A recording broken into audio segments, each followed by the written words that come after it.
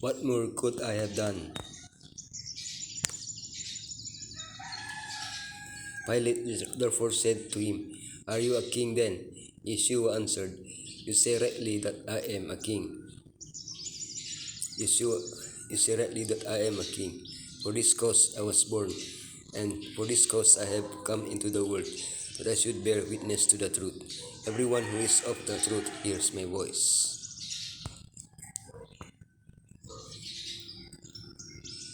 Satan and his minions have called into question the character God of Elohim before the angels and before the entire universe.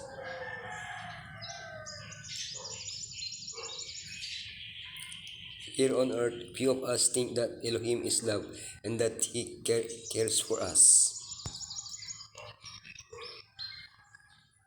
What can Elohim do to vindicate his character? How can he convince the angels and all the other beings he has created of the sincerity of his love for them? The victory of Yeshua, the meaning of the cross. What else could I do? I expected sweetness and received bitterness, gave love and received hate. The vindication of Elohim's character, judging Elohim, the winner of the conflict, the victory of Yeshua. To the one who is victorious, I will give the right to sit with me on my throne, just as I was victorious and sat down with my Father on his throne. Satan maintains that Elohim's character is that of a tyrant, but what is the character of Satan? Satan,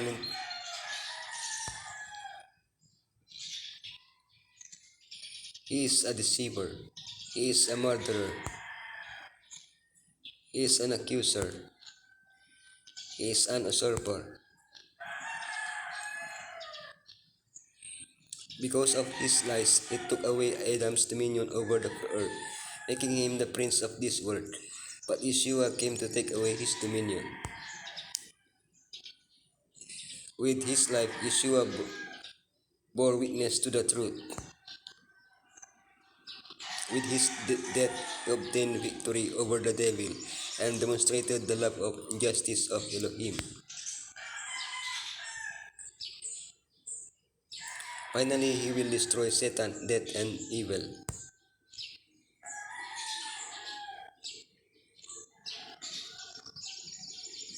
Thanks to Yeshua's victory, our victory is also assured. The meaning of the cross. And having disarmed the powers and authorities, he made a public spectacle of them, triumphing over them by the cross. Colossians 2:13-15 clearly shows us Yeshua's work on the cross. He made you alive by forgiving us all our sins. On what basis did he forgive us? By paying the price for our sin, blotting out the handwriting of decrees that was against us, and nailing it to the cross. At the same time, he made a public display of Satan and his angels triumphing over them by the cross.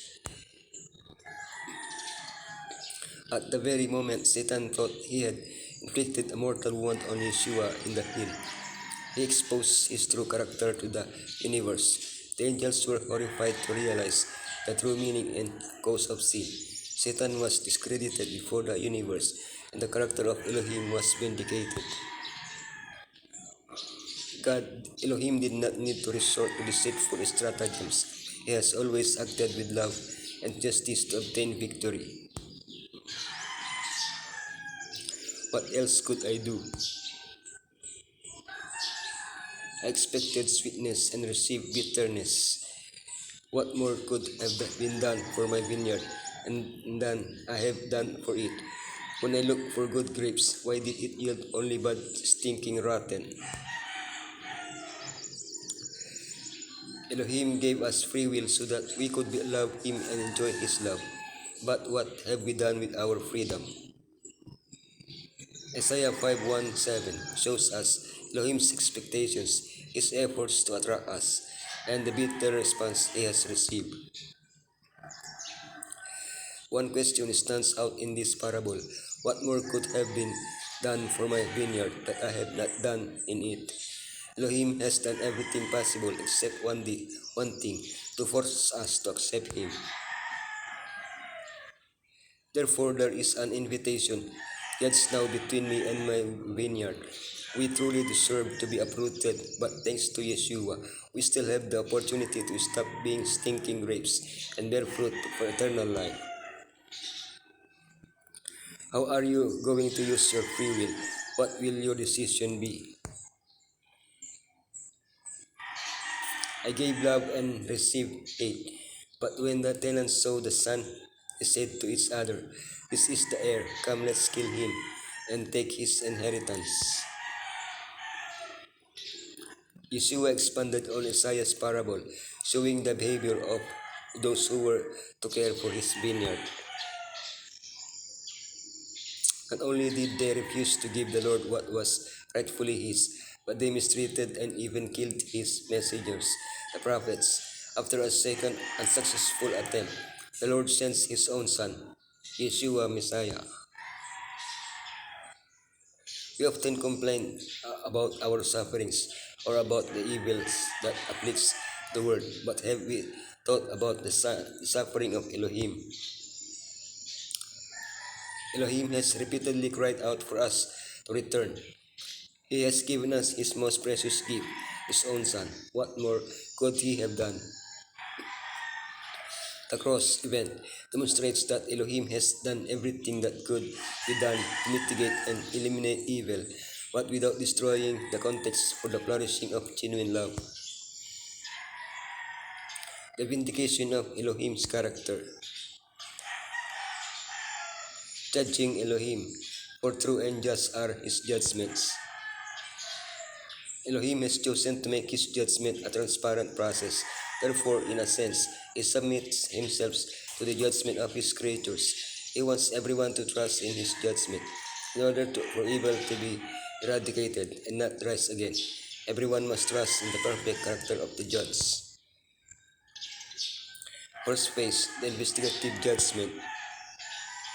Before the angels and the unfallen worlds, Elohim shows all the necessary evidence to save or condemn sinners. Second phase, the millennial judgment. The redeemed review the evidence used in the investigative judgment. Third phase, the final judgment. The wicked know the evidence that condemns them. Final phase, all recognize divine justice. That at the name of Yeshua, every knee should bow, of things in heaven and things in earth and things under the earth. The government of Elohim is not as Satan would make it appear. He cannot accept an homage that is not willingly and intelligently given. A mere forced submission would prevent all real development of mind or character. It would make man a mere automaton. Such is not the purpose of the Creator. He invites us to give ourselves to Him, that He may work His will in us. It remains for us to choose whether we will be set free from the bondage of sin, to share the glorious liberty of the sons of Elohim.